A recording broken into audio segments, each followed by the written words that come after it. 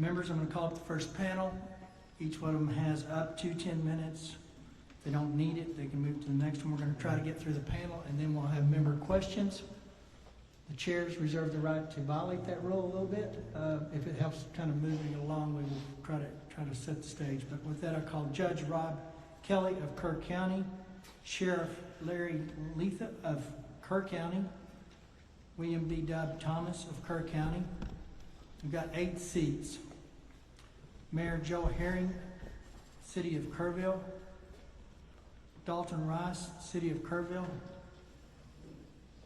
William Rector, Upper Guadalupe River Authority. Judge Shane Stolkowitz, Stolicek of Kendall County. There you go. Thank you, Mr. Vice Chair. And I still butchered, I'm sure. Judge Bella Rubio of Real County. Mr. Chairman, yes, sir. Before we get started, members, this system works different than the one we have in the Capitol. If you touch your mic and your green light comes on, your mic will be hot at that time. So if you would rather get my attention on the House side, get my attention and set it on the Senate side, let us know, and we will write your name down in the order of asking questions. Thank you. And with that, we'll be taking notes as those member lights come on as we see them. If your light's been on, you might want to just kind of wave at us a little bit, but we'll alternate between members, so Senate and Rep or Rep and Senate based on the order they come up to keep it moving. I assume y'all sat down in the order I called you. If you didn't, then go ahead and state your name and your title. And you have about 10 minutes to tell us what you want us to know. It's not on, so. Chair, members, thank you for the opportunity to appear before you today. I am Rob Kelly, Kerr County Judge. Before I begin my formal remarks, let me speak plainly about where this county stands today. Like most Texans, we believe in localism, self-sufficiency, and volunteerism as much as possible. Even when tragedy strikes, I am proud of our emergency first responders and citizen volunteers who actively help the stranded and take the calls of those at risk. Since the flood, our office has received more than 100 public information requests, many from members of the press, and many others from attorneys, law firms, and investigative entities. These requests range from 911 call data to response protocols and emergency alerts. We've been busy. I understand that they are seeking answers on behalf of their clients, as they have every right to do, and we are cooperating with that. But I do want to be candid. I'm a local attorney and serve as a county judge with a very small staff. We've got one coordinator. I want the public to know that we are doing the best we can, and we will be transparent. We will get out all the facts and provide documentation about what the county did, how it coordinated with the sheriff's office, and what actions were taken during the disaster. We have nothing to hide, and we ask for patience as we work through this process responsibly and thoroughly. Also want to acknowledge the strength of our Kerr County community, those we lost, those who stepped forward to help, and many individuals and organizations across Texas and the nation who offered to support in our darkest hours. To the families of those that we've lost and recovered, and to the families still awaiting word on the missing loved ones. And on behalf of our entire community, I extend our deepest sympathies. Our hearts remain with you during this painful and difficult time. Our community is still breathing. That grief will remain for a long time, but we've begun the road to recovery. Today, together,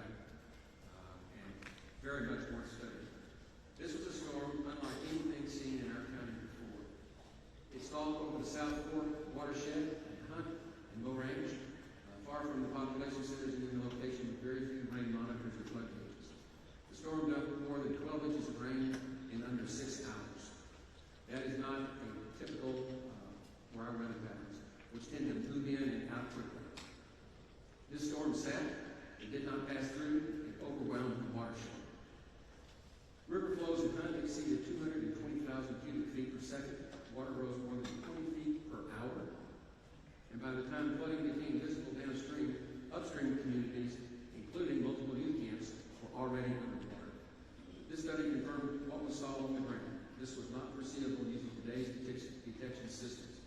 It was not forecasted by the National Weather Service or TIA. It was not expected by our emergency response team. And it is exactly the kind of scenario that reveals the urgent need for stronger tools, better detection, and modernized infrastructure, especially in rural communities like ours. The first 9/11 call to Kirk County Dispatch came from the River Inn Resort at 2:53 a.m. I don't know how many of you know where the River Inn is. It's way out there.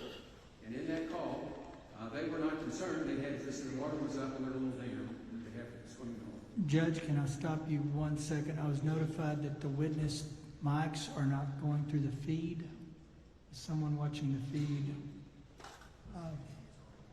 So Senate Committee is working on it, so thank you.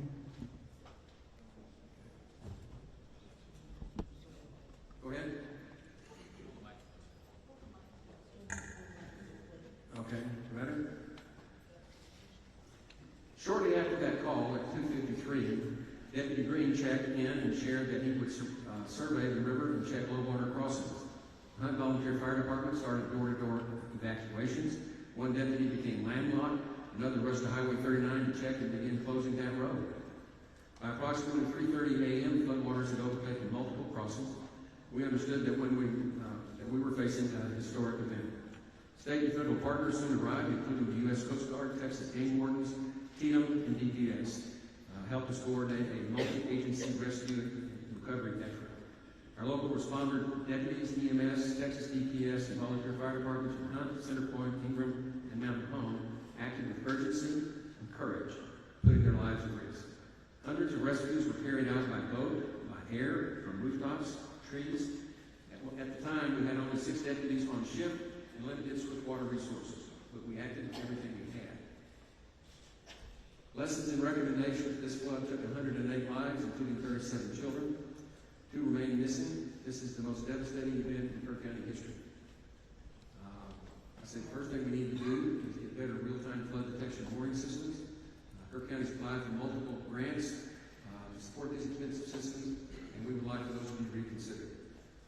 Secondly, we need stronger support for rural emergency management, including staffing, swiftwater rescue equipment, and more training for our first responders.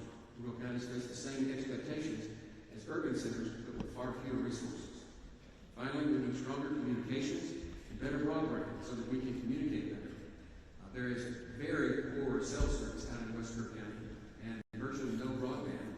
And even if people wanted to call down river and warn folks, they didn't have the ability to do it. Plus, 911 tapped out. When they get too many calls, they just rotate to another county, to another county. It ended up in Seguin, of all places. And so, in conclusion, Kerr is a place of beauty and resilience. Is a place we want everyone to have the opportunity to experience and enjoy.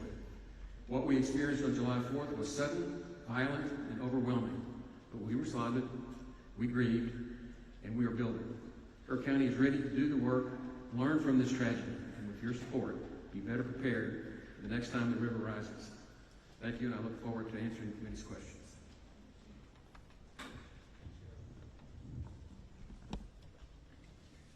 Yes, my name is Larry Leitha, Kerr County Sheriff. Chair members of the committee, thank you for the opportunity to speak to you today on behalf of the men and women of Kerr County Sheriff's Office, our dispatchers, our deputies, and our entire emergency response team. I appear today not only as sheriff, but as a voice for those who put themselves in harm's way without hesitation, and for a community still recovering from an unprecedented natural disaster. Our deputies and dispatchers perform their jobs with courage, discipline, and determination under extreme circumstances. They responded not just professionally, but personally. Our sergeant on duty grew up in Hunt. He and his family still live in that area today. He assessed the low water crossings. He almost lost his vehicle within minutes because he was facing high water like nothing he'd ever seen before. Now, this is the same road that this deputy drives in and day out to come to work. And they did so while the ground underneath them was shifting. Since the flood, people have been asking for fair questions, and I welcome the opportunity to address them today. My goal is to provide helpful context about the conditions we faced and how the events unfolded on the ground in real time. My deputies on duty had no idea, no warning, that there was going to be a major tsunami-like event on the South Fork. I went to bed that evening on July 3rd with zero worries. We had several weather reports that shared good news. We were finally going to get some rain. We had no idea to elevate the preparedness posture with the information we had at the time. That said, one dispatcher began receiving calls from a location upriver. The deputies on duty mobilized, as we always do, to address high-risk flood zones, starting along Highway 39 and heading further west toward Schumacher Crossing. What they encountered were roads already beginning to be overtaken by water in low-lying neighborhoods. They needed immediate evacuation.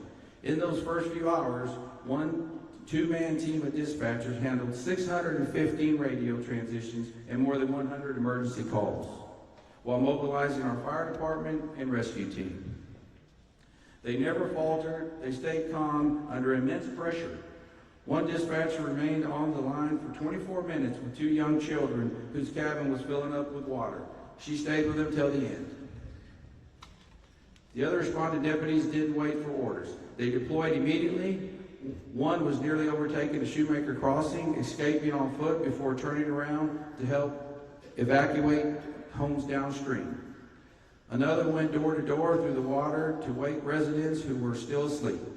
These homes were not over water yet, but would be within minutes.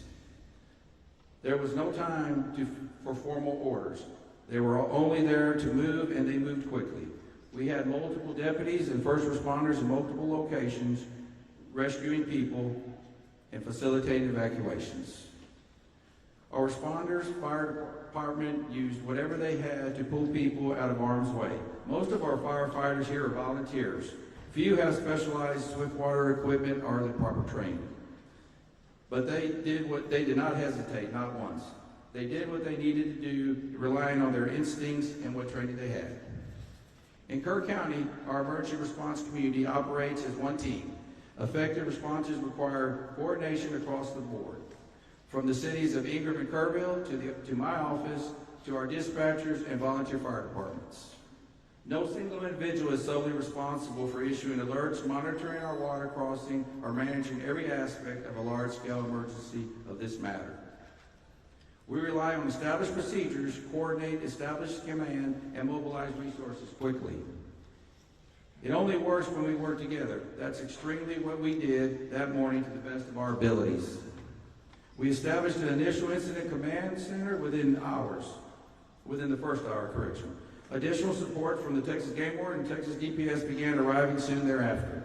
I mobilized our special operations team to assist with search and rescue and to begin collecting victims.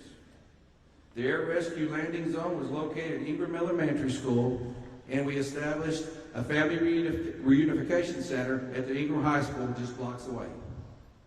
Our team continued to mobilize and initiate additional resources. We blocked the roads and dispatch managed incoming emergency calls. I was present for Chief Nim Kidd's testimony to this committee last week. He confirmed what we knew at the time about the forecasted weather conditions. We monitored the same National Weather Service reports, and the weather locally showed no indication for worry. We had no idea that a 30 to 35 foot wall of water was going to be coming down the Guadalupe River that morning. And it came with a force, speed, and devastation that no one has ever seen before in this county. Yet no one stood still, no one waited, we all responded as one. I take great pride in how my people responded and how we pulled together under the worst circumstances we've ever faced. This was not familiar of presidents in my view. It was a test of capacity under extreme, unpredictable conditions. As we look ahead, I want to offer a few observations and actions we are already taking at the Sheriff's Office. We are already acting to strengthen protocols regarding low water crossing assessments of our deputies on duty. But more must be done to improve the ability to predict these type of fast-moving weather events. In my view, no alert system would have changed the outcome or prevented the tragic loss of life that was upriver. By the time the true danger became clear, the monitoring our office was in full mode rescuing residents and visitors. This is a tragic event, but it is also a reality, as we will be committed by learning from and doing everything possible to prevent this in the future. What matters is not blame, it's commitment. It's commitment to improve. As you requested, I want to share my views on areas of improvement. First, we know there is room for better understanding and monitoring upstream rainfall. We depend on agencies like USGS and NOAA, and while their data continues to improve, this event showed how quickly conditions can evolve beyond the bounds and modeling. Second, interoperability matters. Our communication system performed well, and that is part because of the investment we made, some through grants, some through community-raised funds, to ensure our responders are connected. But we still have more to do, especially when it comes to coordinating and communicating with mutual aid agencies in the county or in our region. You have my commitment that we will improve these systems. Third, we're already taking steps to assess how we can further enhance our countywide alert system to reach more people through automated alerts, such as how the integrated the IPAWS alert system. We want to remove any potential for delay. That's within our control, and that's what we're working on. As for sirens, I know there is a question, and I think that merits consideration, especially for the dense populated regions along the river. This is a decision the entire county must evaluate. But in this specific case, particularly the Hunt area, I don't know if sirens would have changed the outcome. The water came too fast, and that leads to me the importance of educating our seasonal visitors and the youth camp operators about the importance of flash flood monitoring and knowing their evacuation plans. In many, if not most cases along the river, people need to head to high ground, not on the roads. We have too many low-lying roadways and river crossings throughout the Guadalupe Basin, especially in the South Fork, to support road-based evacuations. As we look at various solutions and areas for improvement, we also need to be honest about what works and what doesn't work, and build layered systems to reflect how people live, work, and recreate in rural areas like ours. What matters most is that we continue to improve together. We've committed to doing everything we can with the resource we have and supporting our residents and visitors in every way we know how to. We will do that while we work together to get this county and our people back on their feet for recovery. What I'd like to say personally, I'm 59 years old. I went to school here, my children went to school here, and my grandchildren are currently going to school here. My son's behind me. He's with Department of Public Safety. That's where I retired for. You know, I've been a police officer, I've been a deputy sheriff, I've been a state trooper, investigator, and now sheriff. I've seen many floods in my time. I went to many floods in my time and hurricanes. I can tell you this, I have never seen anything like this before. I don't know if y'all have had an opportunity to look, but I encourage each and every one of you to look. I flew over it first. There's nothing like driving down it. Of course, a lot of that's been cleaned up today, but it's devastating. It truly is. You know, I ask, you know, how do you prepare for something we just did? You know, we'll look at things to make better, and we'll work on that. In closing, I'd like to thank y'all for giving the resources to all your state agencies that helped us. We could not have done that without them, I assure you. I mean, it was a great help. I've been in this barn right here and showed many pigs in this barn along with my children. I've never seen the amount of police officers and first responders here over 2,000. It was very impressive, and I thank you for that. Thank you.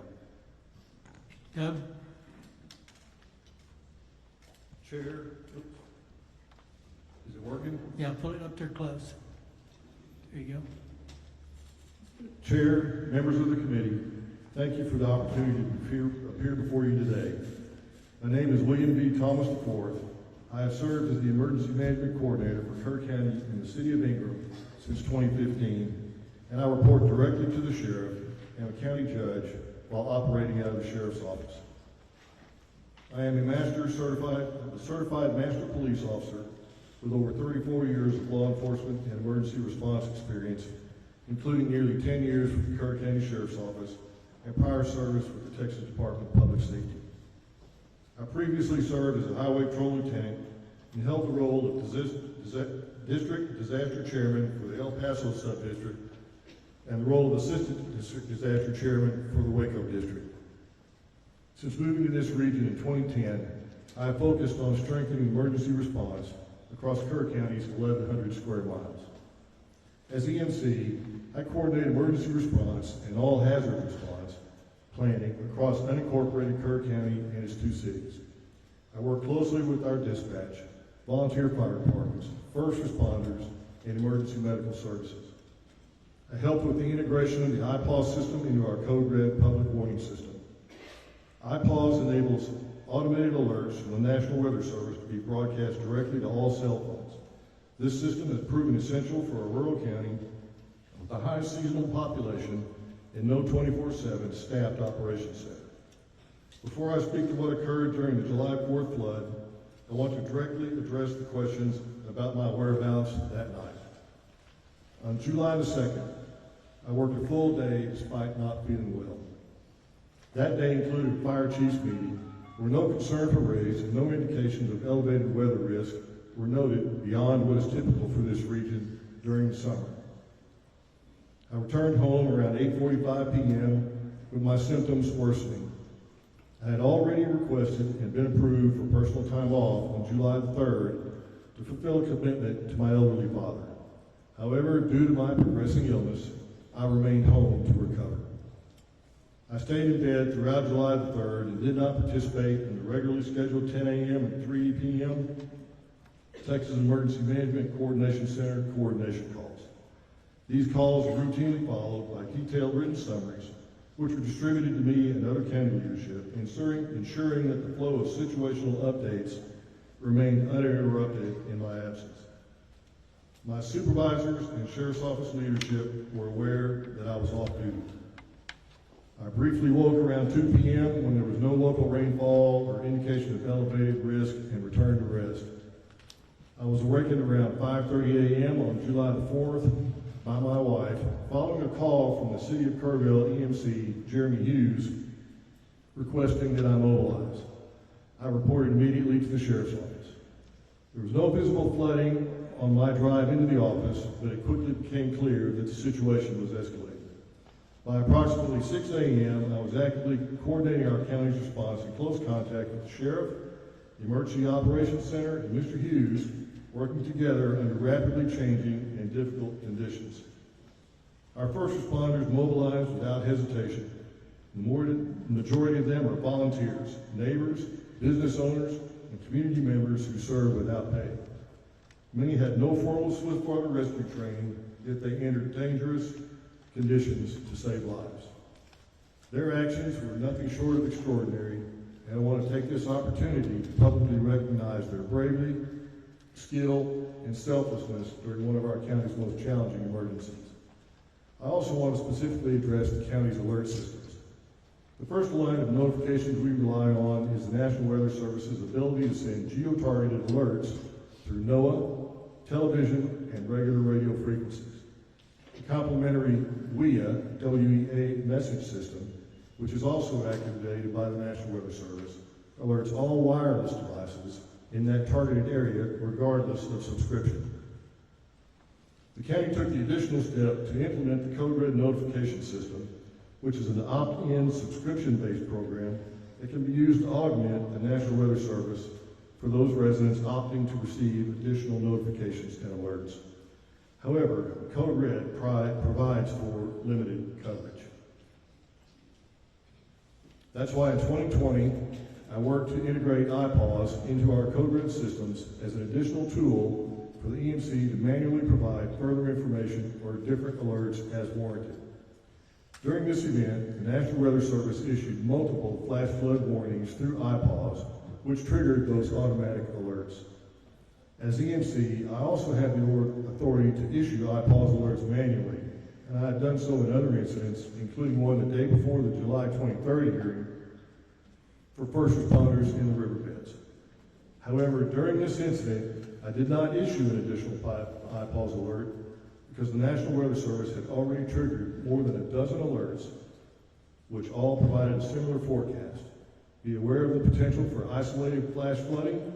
Anticipate rain in the range of between 1 and 3 inches, possibly as much as 7 inches. You may ask, what does a flash flood warning by the National Weather Service prompt me as the Emergency Management Coordinator to do? In our county, we take a coordinated approach to severe weather. Each summer, we receive hundreds of alerts and warnings from the National Weather Service. Our standard protocol begins with assessing low water crossings, which serve as key indicators of rising water levels and flood risk. Those crossings are also critical routes for emergency response, making them a top priority when flash flooding occurs. The National Weather Service forecast for Kerr County did not change until after 4:03 a.m. It is also important to understand those alerts went directly to the phones of residents and visitors alike. If your phone was on and had not disabled government's alerts, you would have received them. We believe this is the best system available for a county with high tourist turnover and no constant weather monitoring equipment or staff. To those of you who ask, what would you have done differently? The honest answer is that, based on the data we had at the time, there was no clear indicator that a catastrophic flood was imminent. The rain fell in remote areas with limited gauge data. Forecasts were not materially different from past events that did not result in flooding. The situation evolved faster than anyone could have predicted. Still, I've spent a lot of time reflecting not just on what we can do better here in Kerr County, but what can be improved across Texas and rural, river-adjacent communities like ours. First, we must recognize and support the value of volunteer fire departments and rural responders. These are the people that show up first. They serve wide areas with little funding and limited equipment. We need to invest in their training and their tools. Secondly, we need better data. We need real-time monitoring of rainfall and river gauges, especially in upstream headwaters and watershed zones. We cannot rely solely on radar or traditional forecasting from the National Weather Service. We need systems that detect what's happening on the ground, minute by minute. We've discussed these upgrades locally, but Kerr County alone cannot afford them. This isn't just about our county.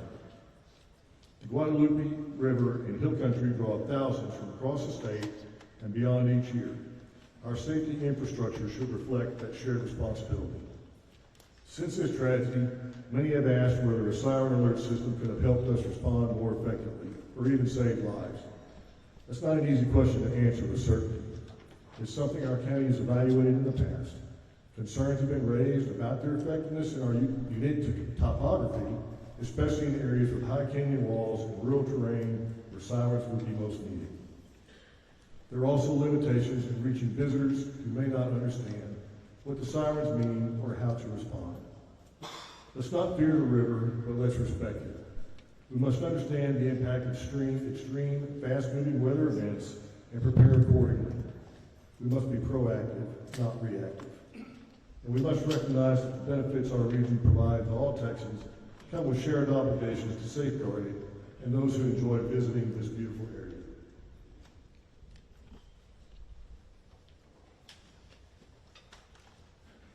This is a tragedy not just for Kerr County, but for all of the communities downriver, and it must be seen as part of a larger trend with a statewide response. Inland flooding is increasing in both frequency and intensity. Our policies, funding models, and planning tools must evolve to meet this reality. I want to thank the committee for its attention to this issue. I look forward to working together on ways we can improve rural response capacity, increase predictive analytics, and bring equity to emergency resources for rural areas. Thank you. I welcome your questions. Mayor?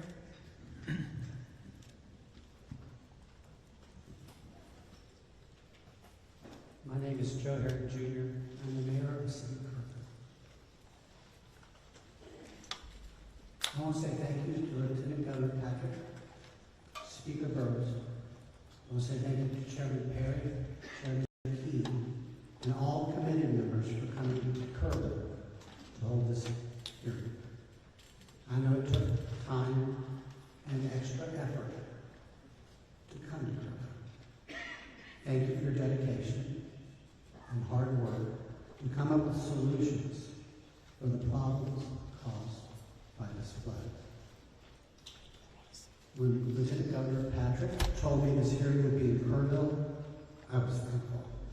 Thankful because it's important for you to be here when the flood happened. But also thankful because it's important for you to hear directly from our community about the tragedy which occurred here in the morning hours, July 4th, 2025. Here's what you need to know about our community. We are grieving.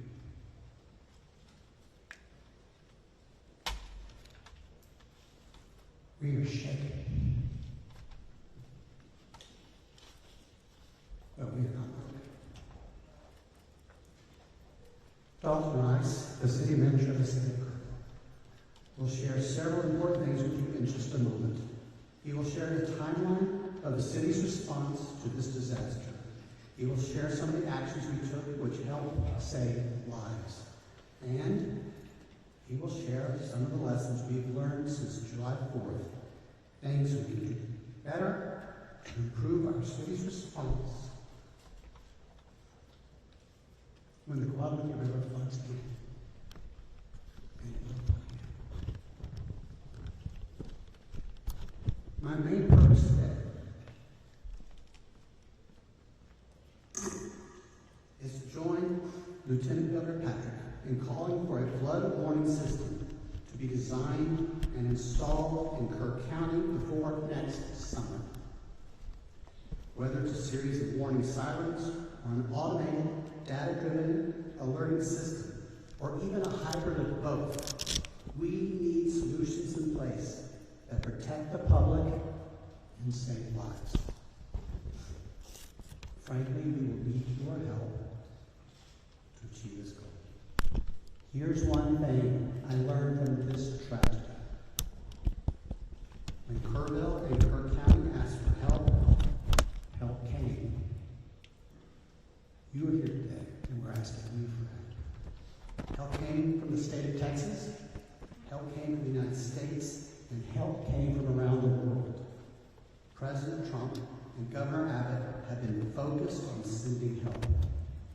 I will be forever thankful to the brave men and women who showed up here to rescue those in peril and to search for those who are still lost. Thousands also came to feed the hungry, to give shelter to those who lost their homes, and to help our communities rebuild. Please know that Kerrville and Kerr County are grateful. Thanks again for being here today. I know we can find solutions together. Dalton. Lieutenant Governor Patrick, Speaker Burrows, Chairman Perry, and Chairman King, and honorable members of this committee. Thank you for being here in Kerrville and Kerr County and for the opportunity to speak. I've had the privilege to serve in the military as a firefighter paramedic, in healthcare, and now in public administration. Sadly, I've seen the toll of both natural and man-made disasters far too often. What we experienced here over the July 4th weekend will stay with our community forever. But so will the strength, heart, and resilience shown by our people. Let me begin with a brief overview of Kerrville and our emergency planning efforts. Kerrville is a full-service city of about 25,000 people located in the heart of the Texas Hill Country in East Kerr County. Emergency management is a shared responsibility embedded in our culture from city council to our frontline responders. We maintain an updated hazard mitigation plan, develop emergency action plans for large and small events, and routinely partner with the county, National EMR, TxDOT, and others. Just last year, we used the total solar eclipse as a full-scale disaster exercise. That preparation made a difference. We've also adopted strict floodplain regulations aligned with FEMA standards and recently implemented a 6-year building code update cycle to meet post-disaster resilience requirements. Those proactive measures minimize structural damage during the floods. I've included in your packet our floodplain and floodway development regulation summary, charts reflecting buildings in the floodway, the 100-year and 500-year chance for flood hazard zones, and a breakdown of how we allocated 98% ARPA funds to public safety. On July 3rd, weather forecasts indicated scattered storms with possible isolated flooding. What followed was one of the most intense, short-duration rain events in our history, western Kerr County receiving most of the rain. The flash flood overwhelmed watersheds to the west. I've included in your packet a matrix of weather events since January and a map of the 16 watersheds that impact Kerr County. Our new public safety facility is currently being built. Despite not having a completed emergency operations center, our teams were coordinated and responded rapidly. Teams began evacuations in known low-lying areas. We relocated operations to a larger joint EOC by 6 p.m. on July 4th, and within 24 hours had a unified command established with the county, TDM, National EMR, and many local, state, and federal partners. Kerrville operates the local Public Safety Answering Point, or PSAP, and received 35 calls from 0300 to 0400, 218 calls from 0400 to 0500, and 230 calls from 0500 to 0600. I've included a chart showing the call volume, and I apologize for the small print and quality. Our emergency management approach works. As you can see in the July 3rd and 4th timelines in your packets, at 2:42, patrol officers were proactively checking known low water crossings throughout the city with none reported. At 4:06 a.m., they began checking the park with no rise to the river. At 4:14 a.m., dispatch began getting overwhelmed with 911 calls, at which our teams began requesting additional resources and personnel and further assessing the situation before notifying leadership in accordance with our policy. At 4:54 a.m., the supervisor drove west to Bear Creek Crossing for an additional assessment, which you'll see in the timeline. Despite overwhelming conditions, our team saved countless lives, managed logistics under extreme duress, and maintained continuity of city operations. But I stand before you today fully acknowledging that we must also examine where we can do better. Our preparedness paid off. Structures built to our standards were elevated, engineered, and code compliant, and sustained minimal damage. But this event also showed us gaps. Additional insights will be documented in our after-action review and our corrective action plans. Aligning with the objectives of this hearing, we respectfully ask the committee to explore the following areas that affect both immediate and long-term public safety and local government operations, and look forward to working with each of you in the coming days and weeks for a viable path forward. Floodway and plain rebuilding policy, regulatory authority in the ETJ and annexation, low to moderate income restrictions tied to funding, long-term negative impacts on property tax and spending caps, radio and equipment interoperability.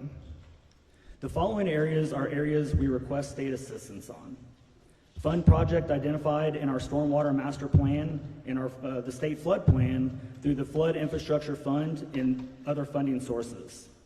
Invest in localized predictive weather modeling to better serve rural communities.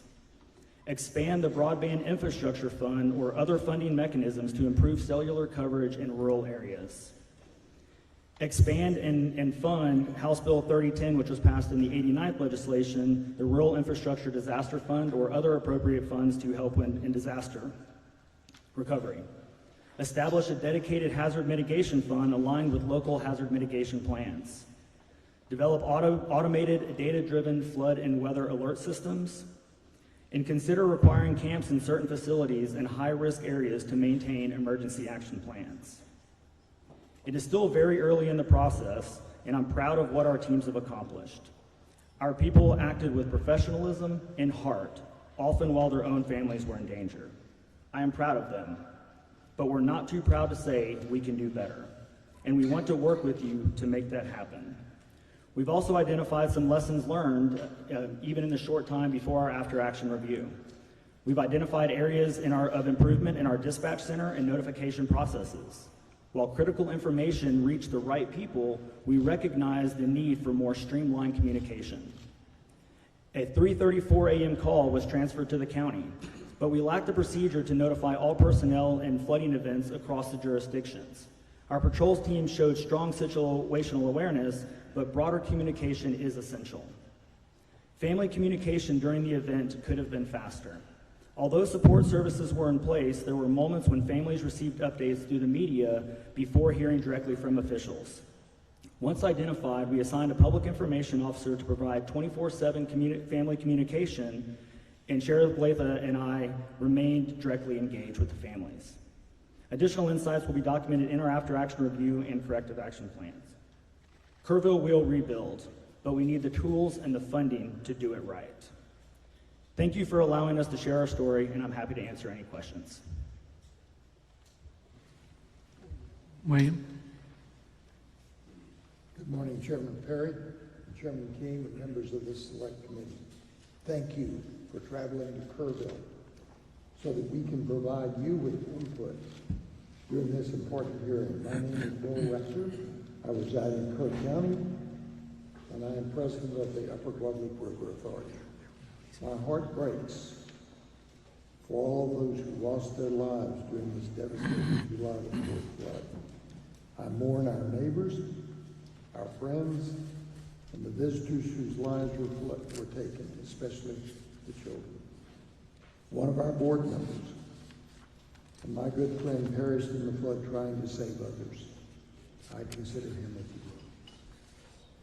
For over 100 years, Kirk County has been a destination for summer recreation along the Guadalupe River. These activities are integral to our shared cultural heritage. However, recent events have eroded public confidence in river safety. I am committed to ensure that UGRA plays a central role in restoring that trust. We appreciate the opportunity to collaborate with you on meaningful advancements in flood prediction and flood mitigation. UGRA's statutory authority encompasses the control, development, storage, and preservation of water and floodwaters of the Upper Guadalupe River and its tributaries. While we have always taken these responsibilities seriously, we acknowledge the need to strengthen our focus on flood prediction and flood mitigation. I have led our board of directors to prioritize and act upon these critical areas. UGRA's diverse initiatives were mentioned in testimony on July the 23rd. Today I will focus exclusively on what UGRA has done to support flood warning and flood mitigation projects. I see these as two pivotal, vital aspects of flood control. I would like to begin with first, flood warning. Historically, UGRA and other river authorities have partnered with agencies such as USGS to establish gauges recording stream flow rates and elevations. In fact, for the past 30 years, UGRA has contributed financially to maintaining USGS and GBRA gauges within Kerr County. Data from these gauges are transmitted to the National Weather Service, where it is analyzed and disseminated to emergency managers. It is the recognized responsibility of city, county, state, and federal emergency management agencies, not UGRA, to utilize the data we provide to inform life and property saving measures. Emergency response coordination has never been a legislative obligation assigned to UGRAs. For the past 10 years, UGRA has taken numerous actions to improve flood prediction and warning. In 2016, UGRA jointly funded a preliminary study for a flood warning system. The study was used to support applications to the Texas Department of Emergency Management Hazard Mitigation Grant Program in 2017 and 2018. These grant applications were denied. In 2020, 2 years later, when the first regional flood planning groups were being assembled, the UGRA general manager was appointed to a position on the planning group and actively participated in development of the plan. This, however, never materialized into flood funding for UGRA. In 2023, we knew the clock was ticking. UGRA renewed focus on flood warning by again prioritizing in our strategic plan. In September of 2024, our board invited a hydrologist to present technology for streamlining data access for end users. Based on this presentation, we resolved further to develop a software solution to improve flood prediction and procuring additional rain and stream gauges to enhance local awareness during flood events. This concept was presented at the November 2024 board meeting, and the consensus was to proceed. At the next board meeting in January 2025, we approved release of requests for proposals to start the project. During this time, our board decided not to accept the 5% grant from the Texas Water Development Board. I would like to clarify the rationale behind this decision. When we applied for the grant in April of 2024, we had hoped for approval for at least 50% of the $1 million requested as a cash grant, intending to match it with our reserve funds. The actual offer was only 5% as a cash grant. Furthermore, we were not eligible for a 95% loan without voter approval, since repayment would have been from tax dollars. We also learned that the timeline to submit the full application, which would require professional engineering assistance, was only 6 weeks. That timeline was not feasible for us due to state procurement guidelines. We decided that this and other grant processes were unlikely to provide the timely support for what we considered an urgently needed system. Therefore, we decided to move forward using our own funds to develop a flood prediction solution for Kerr County. After a procurement process, we selected a contractor, signed the contract on June the 4th to start the project. The software solution will integrate existing sensors and create a plan for future sensors that use advanced technology. The current project will be carried forward by using additional reserve funds to purchase, operate, and maintain the new sensors. The planned system will deliver sensor data to a real-time, computerized portal accessible 24/7 to emergency managers. Emergency managers can also set alerts that are triggered by thresholds of rainfall or stream levels to direct their attention to critical values. On July the 24th, we convened the Kisters team, local emergency management officials, police, fire departments, and TxDOT to garner feedback on software design and functionality. Work is ongoing to determine needed sensor placement. Placing our board's widely discussed and criticized decision in context, we are now 9 months into the development of this much-needed project, having engaged an expert firm and begun creating a reliable means for emergency managers to access critical data. Had we pursued the 5% grant, we would still be awaiting funding. Our past unsuccessful funding attempts have reinforced our resolve to move forward independently. The second part of flood control is mitigation. Since 2012, a portion of UGRA surplus funds has supported construction of 9 water and sediment control dams in western Kerr County with a total drainage area of 21 square miles and a total volume of 92 acre-feet. These structures are designed to empty between rain events, gradually releasing water to sustain river flow. However, due to their limited size, they provide only modest flood mitigation during major events. Looking forward, I consider flood mitigation as the long-term solution to the severe flash floods of the Guadalupe River. Canyon Lake Dam is well known for its effectiveness in reducing downstream flooding. Despite the massive inflow from the upper Guadalupe River on July the 4th, the reservoir filled only to 68%, averting significant downstream damage. A former UGRA director and respected civil engineer has also recommended investigating the feasibility of constructing additional flood retention dams on upstream watersheds. Such dams could moderate rapid rise in river elevation, providing valuable warning and evacuation time. These structures would channel normal flows through calibrated outlets, but store excess water during high flow events. Integrated sensors would detect rising reservoir levels and relay information for immediate response coordination.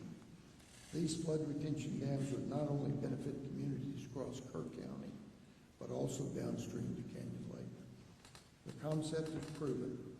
Texas already has over 2,000 flood retention dams, including 41 in the San Antonio River waterflood alone. Effective solutions will require substantial, expertly designed projects and significant resources. We recommend that organizations like the U.S. Army Corps of Engineers consider this approach as part of a comprehensive response to the repeated flash flood risks of the Hill Country. Finally, I will share actions I have taken since the flood that I will bring to our board for discussion at our next meeting. I would like our board to hear from Dr. Dent of Rice University, as well as other experts to assist in refining our flood information system. You will have the opportunity to hear from Dr. Dent later today.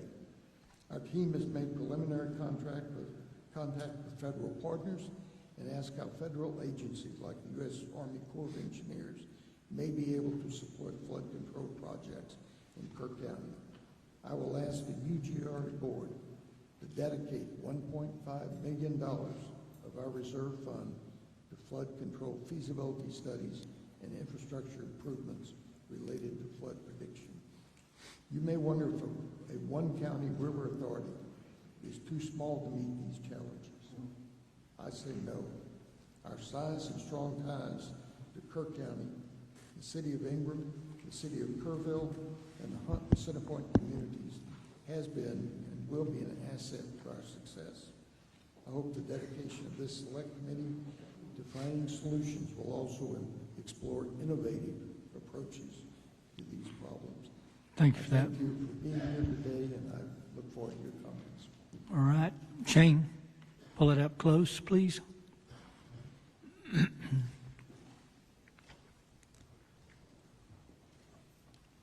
Good morning, Lieutenant Governor Patrick, Chair, members of this committee. My name is Shane Stolarczyk, and I'm proud to serve as the Kendall County Judge. I've also served 10 years as a major in the United States Air Force, including an active duty tour during the COVID-19 pandemic, stationed at Joint Base San Antonio. Outside my judicial role, I'm a 24-year practicing appellate attorney and small business owner. Before I begin, I want to recognize and thank TDM, especially Chief Nimkid, Chief Darren Brinkader, and our CLO, Scott Haynes, for their crucial support during our recent flood disaster. Their ongoing communication, guidance, were key to our emergency management team's ability to respond effectively and safely. Let me pose a simple but powerful question to this committee. Proper planning or dumb luck? If your life depended on it, which would you choose? Disasters always carry an element of unpredictability. We were fortunate this time. The USGS flood gauge data reflected a 50-year flood event for the Comfort community, not a 100-year, not a 500-year event. Even more luckily, Sir, can you pull that right up there? The stream requires you almost to eat that mic. Sorry, sir. You can't get too close. How's that better? There, Okay. Even more luckily, Cypress Creek and Comfort did not flood. But make no mistake, it was proper planning, not luck, that formed the backbone of our response. Our philosophy in Kendall County is simple: prepare for the worst every time. That philosophy guided the creation and implementation of our Emergency Action Plan, our EAP. This is not just a binder gathering dust, it's a living document, tested, updated, and actively used by our coordinated emergency team. Our EAP was recently used in response to the Texas eclipse events last year and proved vital again during this flood.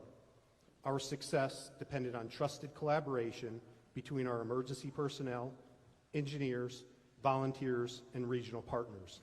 From shelter coordination and road closures to public alerts, we operated as one team with one mission: protect lives and property. I share this today not to say we have all the answers, but to stress that the importance of investing in emergency preparedness before the disaster strikes. The timeline of our flood response shows our proactiveness prior to the floodwaters reaching our community. Our vigilance of the weather began on July 3rd, 2025. At 8:37 a.m., CLO Scott Haynes contacted our emergency management coordinator, Brady Constantine, and advised him to be vigilant and stay alert for heavy rain over the area in the late evening and early morning hours. Haynes specifically advised Constantine to take note of RV parks and campgrounds along the river. At 10 a.m. on July 3rd, EMC Brady Constantine attended a State Operations Center weather call advisory of the potential weather. At 10:25 a.m., EMC Constantine responded by emailing all our volunteer fire chiefs, our EMS administrator, the Kendall County Sheriff Patrol Sergeant on call, and our Precinct 4 Commissioner, reminding them to be vigilant and on alert for potential flooding in the Comfort area. At 1:18 p.m. on July 3rd, the National Weather Service issued a flood watch, advising of potential local heavy rainfall and flooding. At 6 p.m., we started sharing Facebook weather updates and currently monitoring the incoming storms. At 11:41 p.m., the National Weather Service escalated the situation to a flash flood warning. By midnight, EMC Constantine continued to actively monitor weather reports and river gauges in Comfort, coordinating closely with our sheriff's deputies. This continued throughout the night and into the early hours of July 4th because EMC Constantine, I quote, had an uneasy feeling that night about the pending weather conditions. At 1:14 a.m., flash flood warning with a considerable tag was issued for Bandera and Kerr counties. EMC Constantine initiated the activation of our Emergency Operations Center for Kendall County at 4 a.m. and started making phone calls to the pertinent EOC team members. At 4:03 a.m., flash flood warning was upgraded to a flash flood emergency for South Central Kerr County, including Hunt. At 4:32 a.m., the National Weather Service reported 5 to 10 inches of rainfall had fallen across South Central Kerr County over the past 3 to 6 hours. A particularly dangerous situation was declared and a flash flood emergency issued. At 5:29 a.m., our phone alert system, known as WENS, Wireless Emergency Notification System, issued our first flood warning for Kendall County. At 6:21 a.m., Kendall County began notifying river residents that the situation along the Guadalupe River was a concern. At 6:37 a.m., the EOC was fully activated. Reports of devastation in Kerr County began arriving, including flooding at camps and rising water levels. The 20-foot flood wave took about 90 minutes to move downstream toward Kendall County. Thanks to Comfort ISD, we opened a temporary shelter on campus. At 7 a.m., WENS issued a notification that flooding on the Guadalupe is happening in Kerr County. The Kendall County EOC is being activated. Up to a 32-foot rise in the Guadalupe River is expected. By 7:30 a.m., mandatory evacuations were issued for residents along the Guadalupe River in Comfort, Texas. At 8:06 a.m., EMC Constantine pushed out the following WENS message: urgent flood alert. Comfort residents along the river moved to high ground immediately. Mandatory evacuation. Evacuations were occurring along the river. Road and bridge crews began closing impacted roads and bridges. Comfort Volunteer Fire Department began evacuating vehicles on bridges and cleared out the Comfort RV Resort. Multiple rescue boats were staged at Comfort High School. At 8:44 a.m., high-level floodwaters officially approached Kendall County. At 10:52 a.m., as water began rising too fast to ensure safe evacuation, Assistant Comfort Volunteer Fire Chief Danny Morales, in coordination with Constantine and our EOC, activated the siren warning system for the Comfort area to warn citizens of the impending flood danger. WENS alerts continued from 11:01 a.m. until 11:05 a.m., stating, urgent flood alert warning. Residents along the river seek higher ground immediately. A flash flood warning has been issued for Kendall County, 11:05 a.m. Thanks to the rapid, coordinated action, no lives were lost in Kendall County, though we did suffer private property damage along the Guadalupe River. What has Kendall County done to plan, mitigate, and respond? First, we've strengthened our floodplain rules. For example, no RV or manufactured home communities are allowed in the floodplain areas. New construction must be elevated 1 foot above base flood elevation and anchored per hydraulic standards. 2, we invested into a feasibility study for Cypress Creek, investing over $175,000. This is located upstream in Kerr County to help protect our downstream Comfort community. We pursued a countywide drainage master plan to proactively address flood risks across the region. We created a full-time grant coordinator position in the county to identify and apply for grants, including flood mitigation funding. We expanded our ICS and FEMA-based training, focusing more on tabletop exercises and preparation efforts. We implemented the WENS emergency alert system, which is an affordable, highly effective emergency communication tool used to notify citizens. We allocated $1.5 million in ARPA funds for culvert improvements throughout the city of Bernie. We also partnered with the soil and water conservation districts in our community to improve flood control structures in the county. And lastly, we passed a bond proposition for $20 million. This bond is known as Prop A. It's to purchase conservation easements and green space, protecting waterways and limiting certain harmful types of development in those areas. Recommendations to improve the state and local response capabilities. Let me first emphasize, TDM performed admirably from Kendall County's perspective. Our CLO, Scott Haynes, was embedded within our EOC from day one. His leadership maintained consistent contact and support with us. We are deeply grateful. That said, here are a few recommendations based on our experience. Improve access to the IPAWS system, the Integrated Public Alert and Warning System. It's currently too limited in access and not user-friendly. WENS and IPAWS can work together, but local officials need better access to both tools. Develop a river-wide emergency alert system, one that tracks the entire Guadalupe River and its tributaries, offering early downstream warnings across jurisdictions. 3, simplify the grant application process for small counties. Avoid requiring costly engineering studies just to apply. These costs deter small counties from even seeking funding. 4, create a COG-wide emergency operations plan to streamline regional coordination and improve response across the Council of Government areas. In closing, our experience in Kendall County is a testament to what preparation, communication, and teamwork can achieve. We didn't have it perfect, but we had a plan, practiced it, and executed it with urgency and coordination. I urge the committee to continue investing in local preparedness, strengthen interagency tools, and ensure small counties have equitable access to resources. Thank you for your time and commitment to protecting Texans. Thank you. Judge Rubio, get the mic up real close, please. There you go. Yes, sir. Good morning. Good morning, chairs and members of the committee. My name is Bella A. Rubio, and I'm the County Judge of Real County, which is a contiguous county to Kerr County, with a population of approximately 3,000 people. First and foremost, Kerr County, you are in our daily thoughts and prayers, and to all law enforcement, first responders, volunteers, and citizens, you are the epitome of John 15:13. There's no greater love than to lay down one's life for another. Today I come before you regarding decisions that will be focusing on matters that directly impact the safety and well-being of all our counties and communities throughout Texas, and the need for dependable alert systems. The ability to quickly and effectively share information during emergencies is essential, ensuring that every resident and/or visitor, regardless of their location or situation, receives critical information. As a native pioneer family and a 40-year county employee, I have witnessed firsthand Real County transform from a ranching hunting community into a tourism-based, popular second homeowner site, as well as a subdivision developer attraction, with the majority of the growth occurring along the banks of the Frio and Nueces River. We also have 3 Christian camps located on both rivers that at full capacity on any given weekday throughout the summer service approximately 3,000 campers, camp counselors.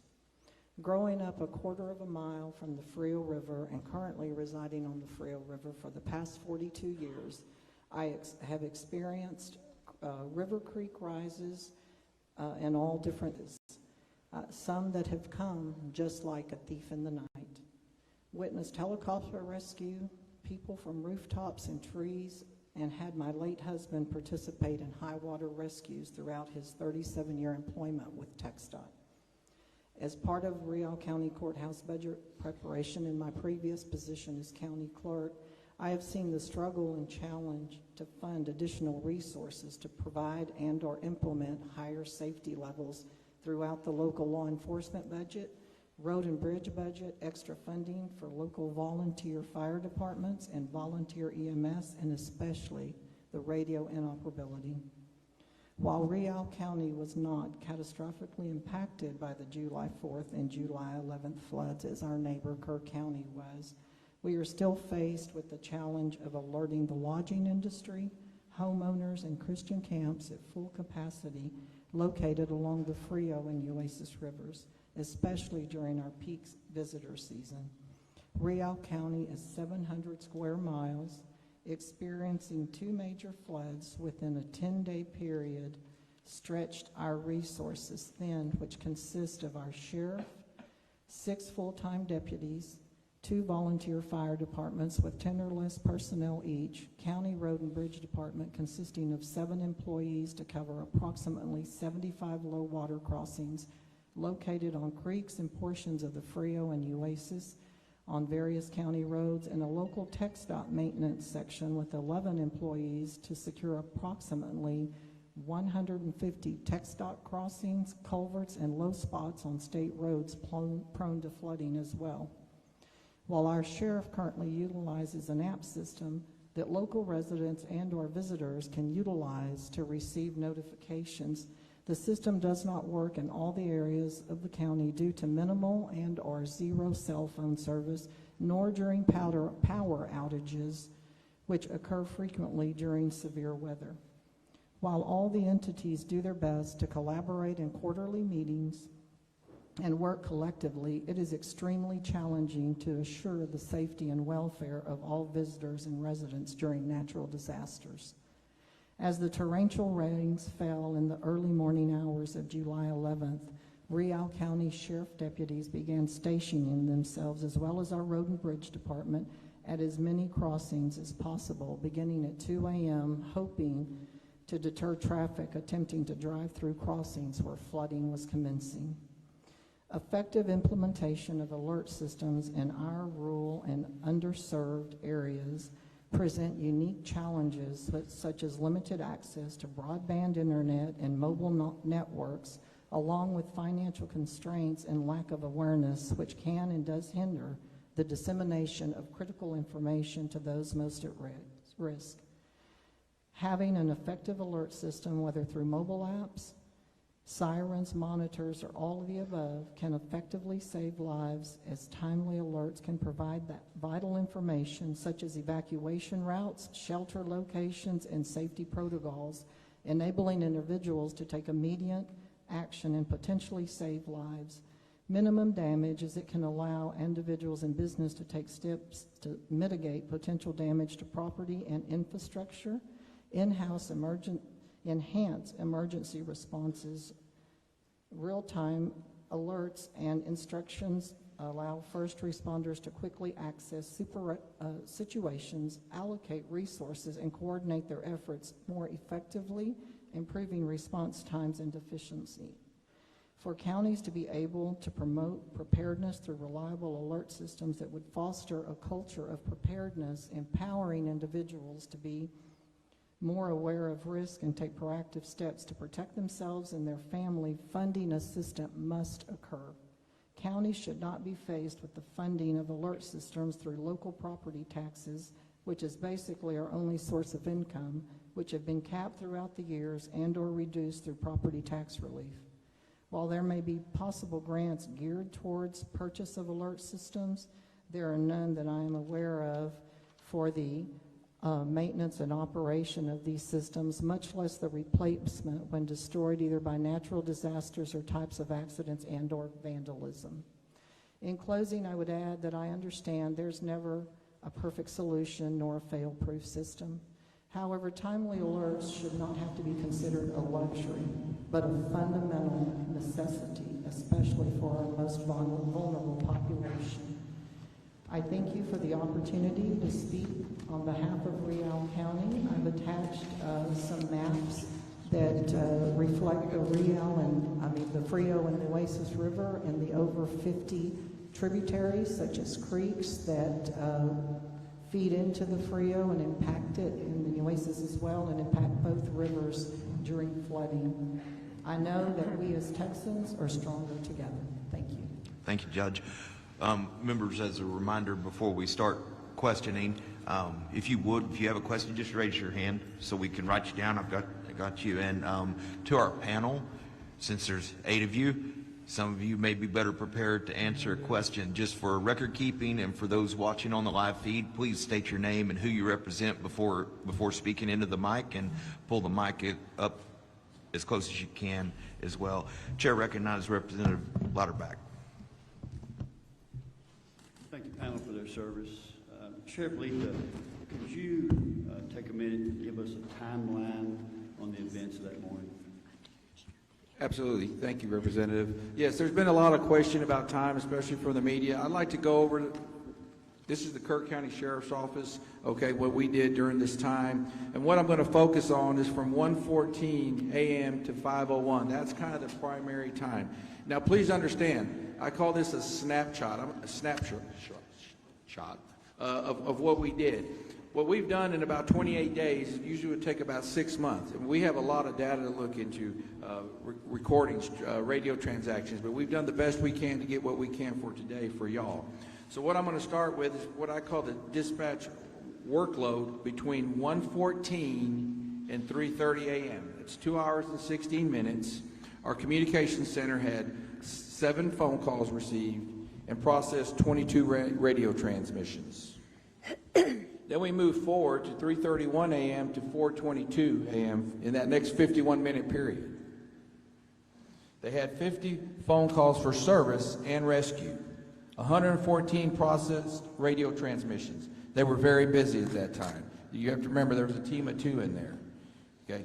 In that time, starting at 1:14 a.m., NWS issues flash flood warning to Kirk County, released on code red. 1 to 2 inches of rain has fallen, anticipating 1 to 2 inches per hour, an additional 2 to 3 inches possible. 2:08, caller calls in inquiring about road conditions and if they're clear. 2:53, 911 call from River End.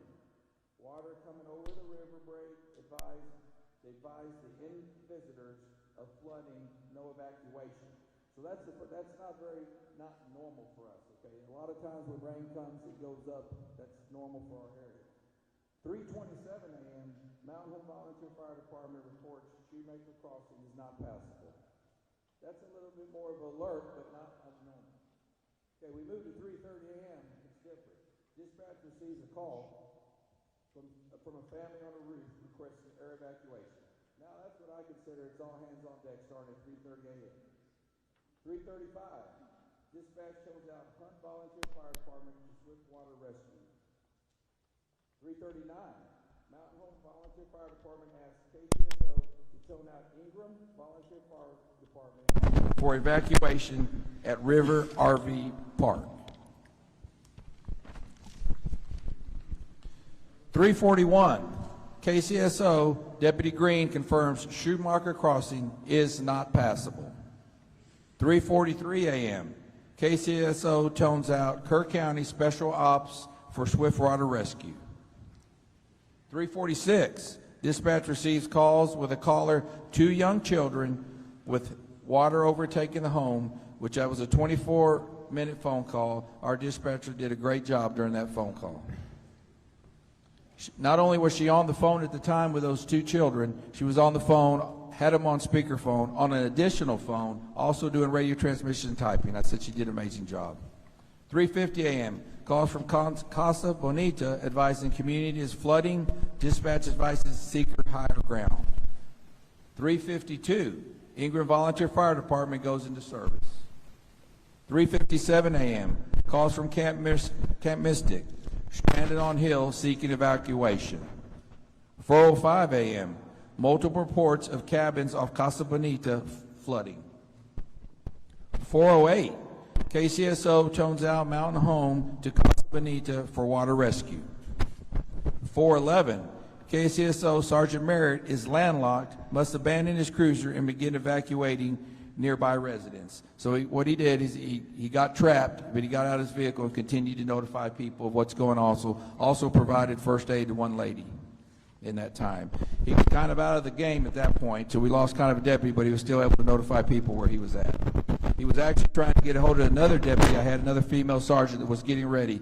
That female sergeant lost her vehicle, her department, her office Tahoe, and she was underwater and could barely breathe for 45 minutes. 4:15, KCSO Corporal Tejeda arrives at Highway 39 and barricades the highway. Okay, now we're going to move to 4:22 to 5:01. This is a 39-minute period. During that 39-minute period, our dispatch workload was 19 calls of service and rescue, 168 radio transmissions. Still very busy for 2 people. 4:22 a.m. Hunt Volunteer Fire Department seeks code red alert. KCSO dispatch acknowledges. 4:23, KCSO Sergeant approves code red alert. 4:24, KCSO Deputy McGee reports he hears kids screaming in the river. 4:28, dispatch calls TxDOT for barricades. 4:30 a.m., TxDOT calls dispatch asking for information on what is happening in reference to the flooding. Okay, please pay attention to 4:32. NWS calls KCSO asking if the roads are closed and if it's flooding. 4:35, KCSO tones out Ingram Volunteer Fire Department. Children trapped in water below Howdy's Park. 4:38, Deputy Green dispatched to Roland Lane to assist with children trapped in the water. 4:42, KCSO Corporal Tejeda advises people are on the roof in Hunt. Dispatchers advising callers to seek higher ground. 4:34, KCSO Corporal Tejeda seeks helicopters evacuation for Hunt. 4:46 a.m., ETA for Swiftwater rescue boat. He's told 10 minutes. Deputy Green says these kids don't have 10 minutes. 4:47 a.m., KCSO dispatch receives calls. Camp La Junta building collapses, seeking water rescue. 5:01, KCSO issues code red alert. From there on, we just continue to be busy, but that's kind of the bulk of the events between that time. Thank you.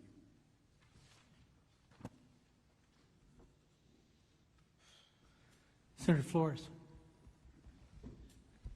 Thank you, Mr. Chairman. Well, I don't know that words can describe what I witnessed when Lieutenant Governor and I first came on that day. But I think it's incumbent for people to know, those that are listening locally, statewide, nationally, just what type of calamity you experienced in a short period of time that was unprecedented, a monster in the middle of the night that we've never seen before, and how this community, you all that I personally witnessed, responded with the resources you had to that calamitous event. And I want people to know what I saw. You, Sheriff, Judge, Mayor. You guys didn't sleep. I saw that. You're totally committed.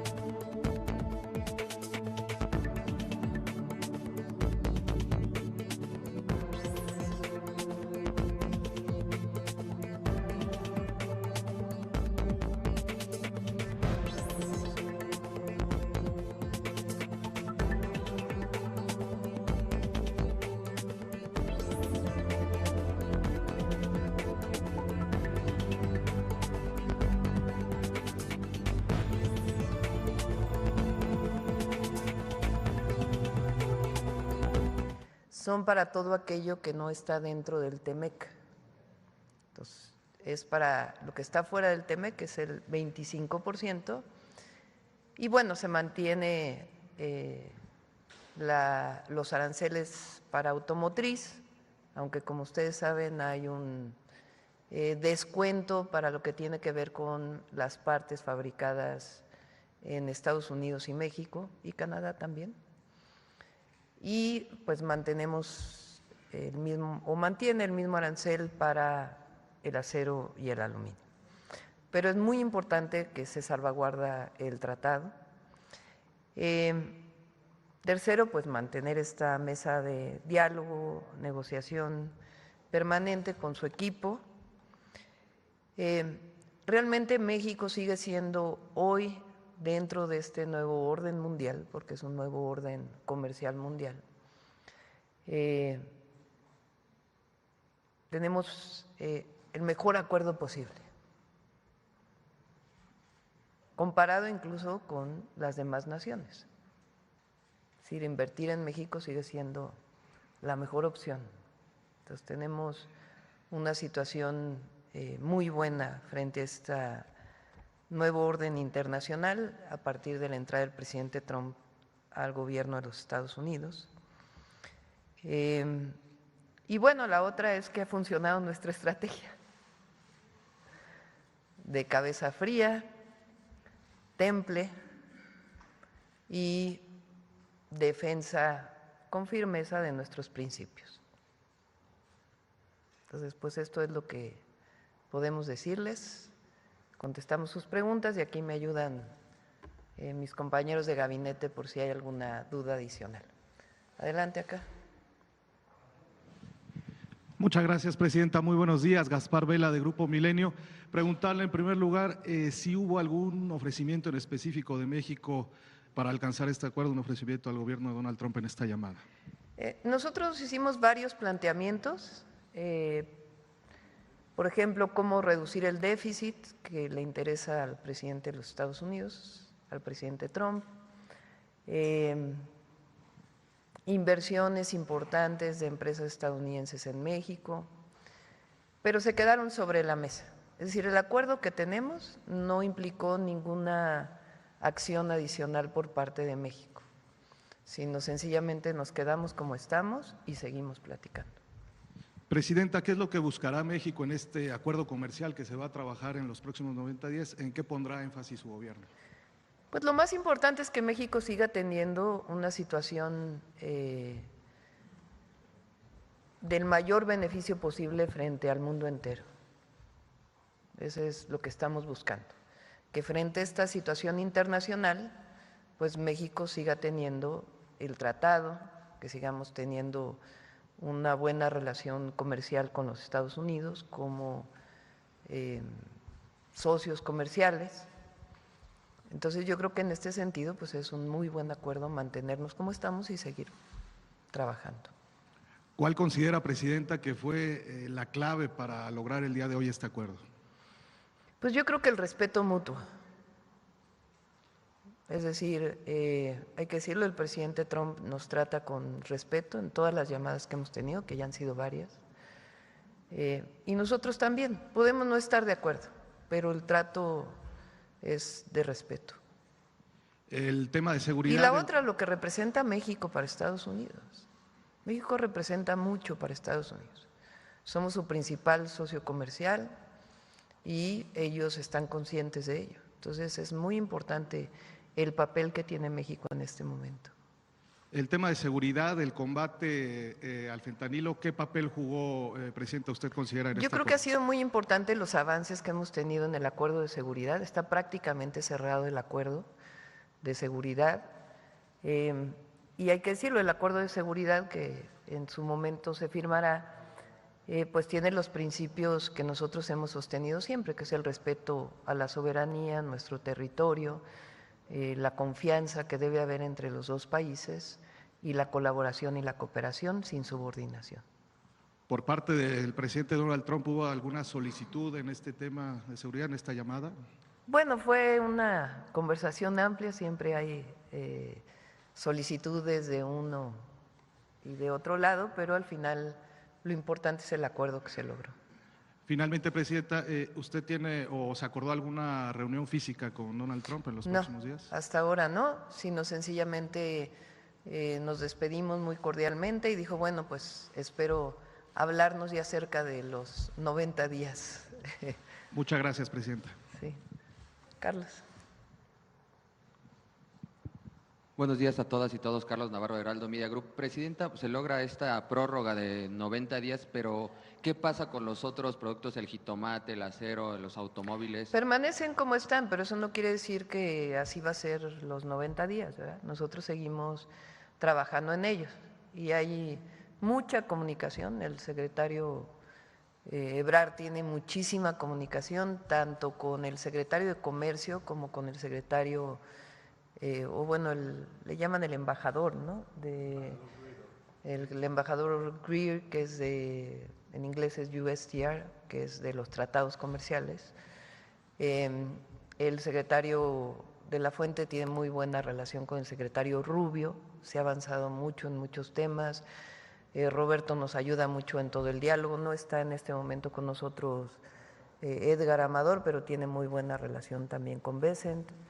Ayer hubo una reunión en Washington sobre el tema del transporte, este tema de los aeropuertos, que fue una muy buena reunión. Entonces se sigue trabajando en todos estos temas y nosotros también con la fortaleza del Plan México que sigue adelante. ¿Cómo considera usted que esta negociación la pone en comparación con el resto del mundo? Por ejemplo, la Unión Europea aceptó aranceles del 15%. En este orden mundial, ¿cómo considera usted que se posiciona con esta Pues yo negociación? creo que fue un muy buen acuerdo, porque sencillamente nos quedamos como estamos, sin nada adicional por parte de Estados Unidos ni de México. Entonces fue un muy buen acuerdo y nos pone en una buena situación a nuestro país. Presidenta, ¿cómo es negociar y lograr acuerdos con Donald Trump? Bueno, aquí les pueden contar mis compañeros que estuvieron presentes en la llamada. Yo creo que lo importante aquí es que es no confrontar, o sea, defender nuestros principios, lo que pensamos, buscar siempre distintas salidas al planteamiento que hace el presidente Trump y mantener una relación de respeto permanente. Entonces yo creo que él nos respeta y nosotros lo respetamos como lo que somos, vecinos electos por nuestros pueblos. Presidenta, justamente ayer el Heraldo de México publica una encuesta donde el 68% ve muy bien la forma en que usted se ha conducido en estas negociaciones con el presidente Donald Trump para lograr esos acuerdos. ¿Por qué considera que es un alto porcentaje confío en usted para negociar el rumbo del país, Presidenta? Bueno, primero yo creo que hemos logrado buenos acuerdos y segundo, nuestra fuerza está en la gente, está en el pueblo.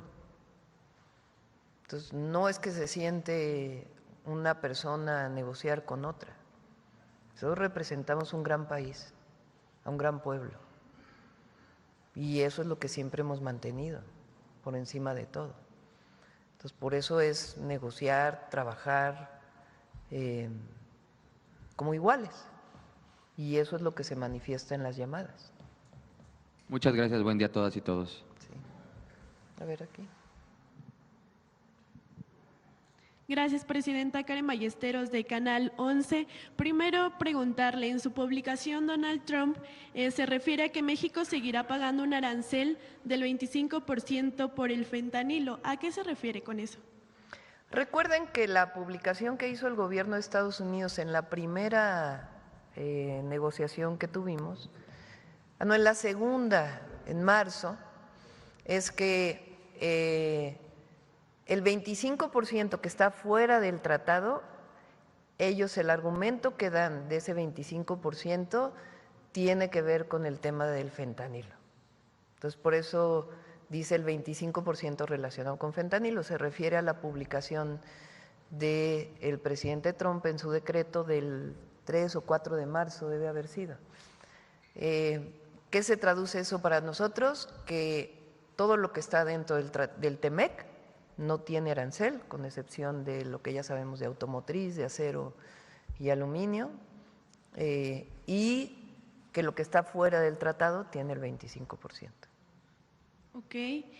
También en esta llamada hablaron de temas migratorios, se puso sobre la mesa esta intención de que en las redadas, si se llega a detener a mexicanos y mexicanas, en lugar de ser llevados a centros de detención, se les deporte inmediatamente a nuestro país. No hablamos de ello, de eso ha estado hablando el secretario de la Fuente con el secretario Rubio. Es una conversación que se tiene a nivel de Relaciones Exteriores y el Departamento de Estado, es decir, es un tema que estamos tratando, pero en particular ese tema en esta llamada no se tocó. Ok. Presidenta, en otro tema, ayer el INEGI publicó la encuesta nacional de ingresos y gastos en los hogares, la cual arroja que de 2022 a 2024, es decir, en solo 2 años, y el ingreso promedio mensual aumentó en más del 10%, y de 2018 a 2024 aumentó en 15%. ¿Qué dicen estos datos pues, de las políticas que se han implementado a partir del gobierno del expresidente López Obrador y ahora en el suyo? Sí, ayer hubo 2 muy buenas noticias para México. Uno es la noticia del crecimiento económico bajo las circunstancias internacionales que estamos viviendo, de 0.7%, el cambio incluso del Fondo Monetario Internacional de negativo a positivo.